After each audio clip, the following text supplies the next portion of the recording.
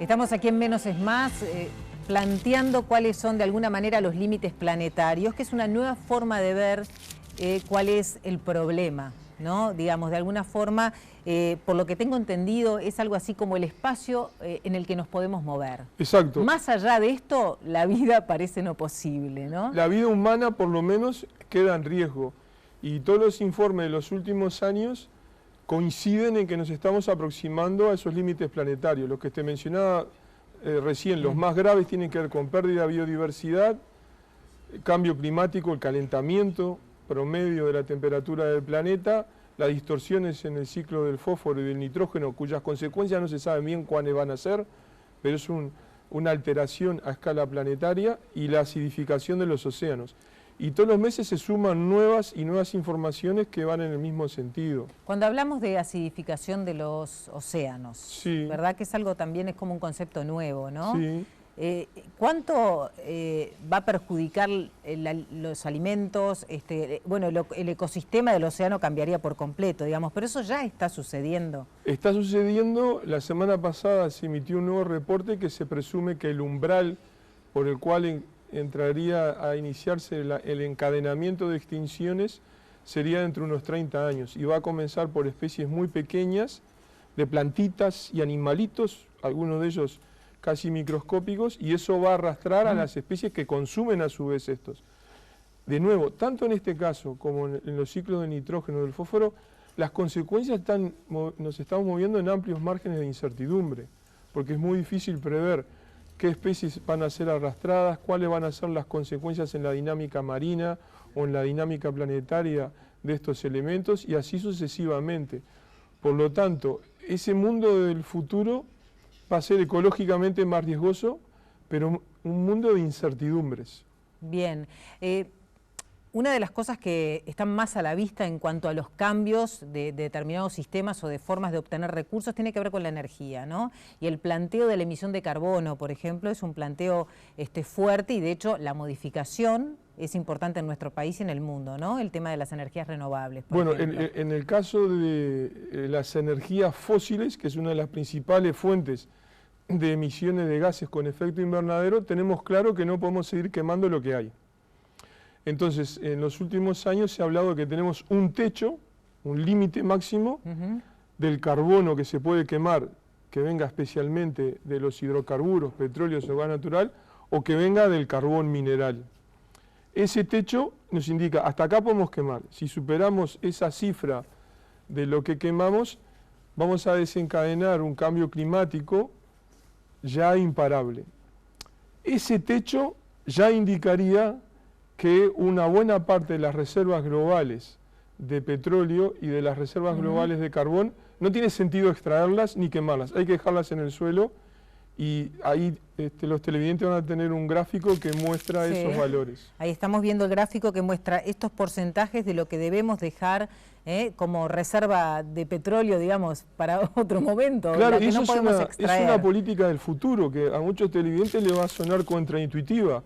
Es decirle a Arabia Saudita o decirle, por ejemplo, a Argentina, estos petróleos o gas que usted tiene en el subsuelo no los puede sacar, porque si lo saca, lo quema usted o lo quema otro en otro lugar, nos va a llevar irremediablemente al cambio climático. Bien, o sea que ya no es un problema de tener o no petróleo, que ese era como el conflicto del siglo pasado, sino que lo tenemos pero no lo podemos usar porque las condiciones del cambio climático generarían un planeta problema. Inviable. Ahora, como todos sabemos, el humano es un bicho testarudo, y no va a faltar quien diga, bueno, yo tengo el derecho a quemarlo, ¿no? Porque si antes lo sacaba Estados Unidos o la vieja Unión Soviética y lo quemamos, ¿por qué ahora que yo tengo mi hidrocarburo no lo voy a quemar? Entonces estamos hablando de una nueva política internacional donde van a tener que ponerse de acuerdo en cómo manejar estos límites planetarios. Bien, el nivel de consumo, decíamos de alguna manera, de los recursos naturales ha hecho que se vea difícil entonces atender toda la demanda de esta superpoblación que ya hoy tenemos en el mundo, sobre todo porque además está muy mal distribuida, ¿no? Sí, ustedes mostraron en el informe ese número impactante que yo creo que a veces pasa desapercibido, que es un pequeño grupito, el 15% de la población planetaria, consume más de la mitad de los recursos que hay en el planeta. No solo eso, sino que el nivel de consumo de los recursos cada vez es más acelerado. El planeta Tierra en un año consume X cantidad de recursos y tendríamos que acoplarnos, adaptarnos a consumir lo que en el año nos da la naturaleza. Bueno, en las últimas décadas nosotros ya consumimos los recursos que se producen en todo un año, cada vez en forma más temprana, y ahora alrededor de este mes, en julio o en agosto, ya nos consumimos todos los recursos que el planeta Tierra produciría en todo el año 2015. Por lo tanto, el resto del año lo que vamos a hacer es consumir lo que estaba guardado desde antes y expoliando y deteriorando esa reserva ecológica. Hay una gráfica interesante que muestra también un poco cómo han cambiado desde el punto de vista más geopolítico tal vez, pero que tiene que ver con esto que decís, la participación de China, digamos, en el consumo mundial, ¿verdad? Porque el consumo chino es tan increíble que también se pierde de vista. Ahí traje para compartir en el programa una gráfica que hizo pública Bill Gates el año pasado y que corroboraron que era cierta, que es el consumo de cemento Portland de China, el consumo de 3 años, pocos años atrás, fue el equivalente al consumo de toda la construcción en Estados Unidos durante todo un siglo. Lo digo de nuevo para que el televidente, si está sentado, se agarre bien del sillón. Sí, es fuerte. En 3 años China consumió todo el cemento Portland de las ANCAPs chinas, lo consumió en 3 años, todo lo que Estados Unidos consumió durante 100 años. Claro, pero nadie quiere dejar de venderle a China. No, nadie. No, porque, digamos, si tenés un negocio y te asegurás en el mercado chino, sí, es un de nuevo, estamos frente a una nueva política internacional, donde China, para sostener ese consumo enorme, que en parte es para ellos, pero en parte es para hacer manufacturas que revende de vuelta al resto del planeta, requiere de la apropiación de recursos naturales en los países esencialmente del sur. Entonces sus grandes patios traseros, lugares de extracción de recursos naturales son América Latina, África y Asia.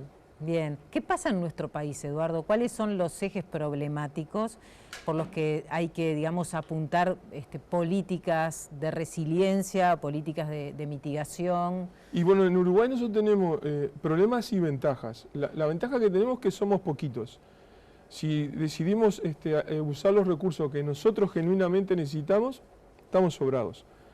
El problema es que el país es un gran exportador de recursos naturales hacia afuera. Por lo tanto, lo atrapa, como que lo chupa esa globalización y exprime los recursos naturales hacia enviarlos hacia afuera. Las consecuencias de esto yo diría que podemos dividirla en 2 grandes niveles. Hay un primer nivel que son los efectos más visibles. A mi modo de ver, la gravedad mayor en las escalas, cuáles serían nuestros rojos, están por un lado en el deterioro de suelos, por el otro lado en el deterioro de las poquitas áreas más o menos naturales que nos quedaban, especialmente serranías y bañados, y el tercer rojo estaría en la calidad de las aguas. Los 3 están muy superpuestos y concatenados uno con el otro, ¿no? Cuando hablas de deterioro de suelos... La erosión. La erosión a causa de usos agropecuarios más o menos inadecuados, que afecta a un 30% de la superficie del país en números grandes. De ese 30%, un poco más de la mitad es una erosión leve y en la otra porción tenemos erosiones moderadas a graves. El problema es que la intensificación del uso agrícola, por ejemplo, para hacer soja, para exportarle a China, agrava esos procesos de erosión. Y a su vez la erosión y el mal manejo del suelo genera también problemas en la administración de las cuencas de agua. Y las cuencas de agua, a su vez, con sus ambientes naturales en los cabezales de las serranías, donde se generaban nuestros arroyos, cañadas, etcétera, están deteriorados y eso contribuye al mal estado de las aguas, a lo cual también aporta una mala agropecuaria. Entonces los 3 problemas están superpuestos. Ahora, la razón profunda, mi impresión es que estos no son problemas nuevos. Capaz que ahora, por ejemplo, la crisis del agua está más en la agenda pública, pero es una denuncia de los problemas severos en todas las cuencas de agua del país de los últimos 10 años. Y la reacción, por un lado, político-estatal, y la reacción, por el otro lado, ciudadana, es como lenta, o a veces inexistente. Por lo tanto, en Uruguay también hay un problema cultural. No se ve bien, no se reacciona, no genera sentido de alarma al deterioro ambiental. ¿Y eso por qué crees? Bueno, yo creo que un test es la situación de Montevideo, ¿no? Montevideo es una ciudad desprolija, sucia en muchos lugares, y la gente no le incomoda. La semana pasada yo estuve en el Parque Rodó, entonces había una familia que estaba comiendo cositas que había comprado en el Parque Rodó, cerca de donde estaría el gusano loco, digamos, y los envases todos los tiraba donde ellos mismos estaban parados, con sus niños, y no les parecía mal. Entonces hay como una coexistencia con ello. Esto ha sido estudiado por algunos psicólogos ambientales que hablan de los cambios en la línea de base de qué considero yo un ambiente sano o limpio, que en diferentes circunstancias, nuevas generaciones, esa línea de base de lo limpio o ambiente sano se deteriora, y los que se socializan bajo estos ambientes deteriorados consideran que ese es el ambiente limpio, que ese es un ambiente sano, y lo toleran así. Bien. Entonces ahí hay un problema donde se dan la mano, ¿no? Esta falta de liderazgo político y una ciudadanía que muchas veces nos reclama. Los que reclaman son grupos minoritarios. Ahora, ¿no crees que de alguna manera hay algunas cuestiones que van cambiando en cuanto al tratamiento del agua, en cuanto a algunas políticas de repente de cuidado agropecuario, de manejo agropecuario diferente? Sí, cambian, pero ya cuando estamos en una situación de emergencia, como es la del agua. Y la del agua, yo creo que el desencadenante fue el mal olor y los problemas que hubieron en Maldonado, pero no el deterioro ese pequeño de todos los días que hay en buena parte del país. Entonces, muchas veces con los temas ambientales, como puede ocurrir con el cambio climático, la acidificación del océano o el deterioro del ciclo de nitrógeno, cuando el problema ya es grave, que arrastra la reacción de multitudes, ya es muy tarde para reaccionar. Ya el ambiente colapsó. Bien. Eduardo, yo decía al comienzo que tú habías participado de la reforma constitucional en Ecuador. Muy modestamente. Muy modestamente. Pero bueno, de alguna manera también planteábamos en el comienzo del programa que de la mano de estas alertas han surgido en los últimos 30 años, con más fuerza capaz que en los últimos 30 años o 20 años, teorías que apuntan a una reducción de marcha, a un decrecimiento en Europa, y ahí veíamos, digamos, a esto de politólogo, economista español, que hablaban de esa teoría del decrecimiento. ¿Es posible dar una marcha atrás? ¿Es posible despojarse de los bienes materiales? ¿Es posible abandonar esta sociedad de consumo para vos? Sí, es posible. Ahora, las posturas de reducir la velocidad, de reducir el consumo, no es despojarse de los bienes materiales, es discutir qué bienes materiales necesitamos y cuáles no. A ver. Es una estrategia más austera, pero de mejor calidad de vida.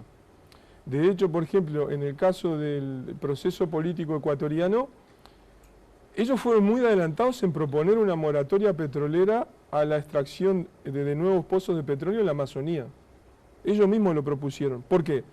Porque ellos han padecido la contaminación de petróleo en las zonas amazónicas y ya saben que limpiar la contaminación es mucho más caro que el ingreso probable que obtendrían por exportar el crudo.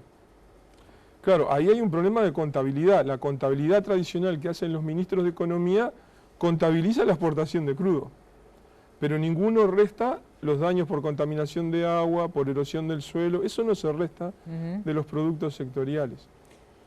Eso en Ecuador se intentó y no funcionó, pero sentó un precedente mundial. Y así sucesivamente en varios países de la región esa discusión está en marcha. En algunos países esa discusión es muy enérgica, en otros países es un poco menos, y hay algunos países que es casi ausente, ¿no? Yo diría que Uruguay está en un término medio. Bueno, por eso, en Uruguay, que queremos ser un país de desarrollo, de hecho, estamos en vías de ser un país de desarrollo, esa es la aspiración. ¿Cómo decir entonces, no, tenemos que ir para atrás? Empezar a medir, ¿no? Tampoco es ir para atrás, es avanzar o seguir caminando en un sentido distinto. Por ejemplo, repensar bien las estrategias de inserción comercial agropecuaria. ¿Es un desarrollo genuino seguir vendiendo soja, el poroto, vender el poroto en bruto de aquí a la eternidad? Hay que iniciar ese debate. Luego ver nuestra calidad de vida en las ciudades, la calidad de nuestra alimentación. Este informe de la red de agroecología es un ejemplo extraordinario, no solo para mejorar nuestra dieta dentro de Uruguay, sino que Uruguay podría aprovechar los mercados internacionales que hay para productos orgánicos. Y Uruguay es un país raro en ese sentido, porque tiene unas ventajas enormes. Por ejemplo, en Uruguay ya más o menos la mitad de la producción cárnica es carne pastoril, que es casi orgánica o está ahí de ser orgánica, tiene potencialmente menos impacto, entonces tú ves ahí una opción donde yo puedo tener una actividad productiva, ganadera, permite manejos más juiciosos del suelo y generar un rendimiento económico, generar circuitos económicos. Bien. Moverse hacia actividades más intensivas como la cría de ganado en feedlot nos va a generar muchos más impactos.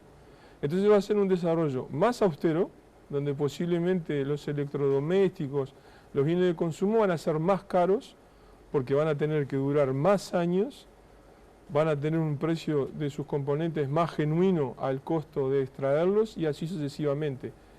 O sea, de alguna manera un mundo más parecido a nuestros padres, donde comprarse una heladera era el ahorro del tiempo. De la vida. Claro, y tenía que durar 15, 20 años. Bueno, de eso vamos a hablar a la vuelta de la pausa. Eduardo, te quedas con nosotros y vamos a hablar sobre obsolescencia programada. Precisamente nos diste el pie, ¿no? Comprar, tirar y volver a comprar es un poco el esquema de esta sociedad de consumo. Vamos a ver de qué se trata, ya venimos.